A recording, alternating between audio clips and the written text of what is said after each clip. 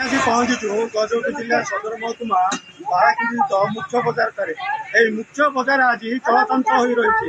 କାଲିକି କାର୍ତ୍ତିକ ପୂର୍ଣ୍ଣିମା ରହିଥିବାରୁ ଭକ୍ତଙ୍କର ଲୋକେ ଡଙ୍ଗା କିଣନ୍ତି ଏବଂ ବିଭିନ୍ନ ଫଳ ଫସଲା କିଣନ୍ତି ଏବଂ ବ୍ରତ ବି କିଣନ୍ତି। ଆଜି ପାରଳା ସହର ଚଳଚଞ୍ଚଳ ହୋଇ ରହିଛି। ଆମ ପାଖରେ ଜଣେ ମା ଅଛନ୍ତି, କାଲିକି କାର୍ତ୍ତିକ ପୂର୍ଣ୍ଣିମା ଏବଂ କେଦାର ବ୍ରତ ରହିଛି। ତାଙ୍କଠୁ କ'ଣ ରହିଛି କେଦାର ବ୍ରତର ବିଶେଷ ବ୍ରତ ଓ ପୂର୍ଣ୍ଣିମା ଉପରେ ଆମେ ପଚାରୁଥିବା। ମା କ'ଣ କହିବେ? କାଲିକି ପୂର୍ଣ୍ଣିମା ଏବଂ କେଦାର ବ୍ରତ ରହିଛି, ତାହାର ବିଶେଷ ବ୍ରତ କ'ଣ ରହିଛି, ଏହା ଉପରେ କ'ଣ କହିବେ? କେଦାର ବ୍ରତ ମାନେ ଶିବଙ୍କର ପୂଜା।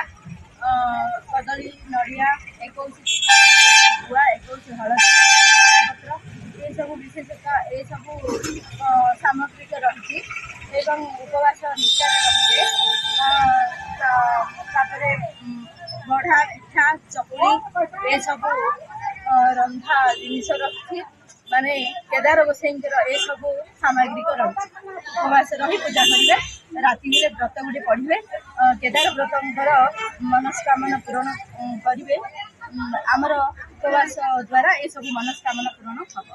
ଆଉ ବୋଇତ ବନ୍ଦାଣର କ'ଣ ରହିଛି ତାତ୍ପର୍ଯ୍ୟ? ବୋଇତ ବନ୍ଦାଣ ମାନେ ଡଙ୍ଗା ଯୋଉ ଉଠଉଛନ୍ତି, ନଦୀକି ମାନେ 3ଟା ରାତିରୁ ଉଠି ନଦୀ ବ୍ରହ୍ମ ମୁହୂର୍ତ୍ତରେ ନଦୀକି ଯାଇ ସ୍ନାନ କରି ତାପରେ ଫାଷ୍ଟ ଆମର ଚଉରା ଗଛ ମୂଳରେ ପୂଜା କରିବେ, ତାପରେ ଯାଇକି ନଦୀରେ ଡଙ୍ଗା ଛାଡ଼ିବେ, ତାପରେ ଆସି ଶିବ ମନ୍ଦିରରେ ପୂଜା କରିବେ, ତାପରେ ଘରକୁ ଆସିବେ।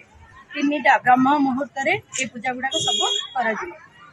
ଯାହା ମା କହୁଥିଲେ ସଂସ୍କୃତି ପରମ୍ପରାକୁ ଉଜ୍ଜୀବିତ କରିବା ପାଇଁ ଏବେ ମଧ୍ୟ ସନାତନ ଧର୍ମ ହିନ୍ଦୁ ଧର୍ମରେ ଏହି ପୂଜା ରହିଅଛି। କାଲିକି କାର୍ତ୍ତିକ ପୂର୍ଣ୍ଣିମା ଲୋକ ଡଙ୍ଗା ଭସାନ୍ତି ଜଳାଶୟରେ ଏବଂ କେଦାର ବ୍ରତ ମଧ୍ୟ ପାଳନ କରନ୍ତି, ଶିବଙ୍କୁ ପୂଜା କରନ୍ତି, ନଡ଼ିଆ, କଦଳୀ, ଧୂପ ଏବଂ ବିଭିନ୍ନ ପିଠାପଣା କରି ପୂଜା କରୁଛନ୍ତି। ନିଜର ମନସ୍କାମନା ପୂର୍ଣ୍ଣ ସକାଶେ ପରିପ୍ରକାଶ କରୁଥିଲେ।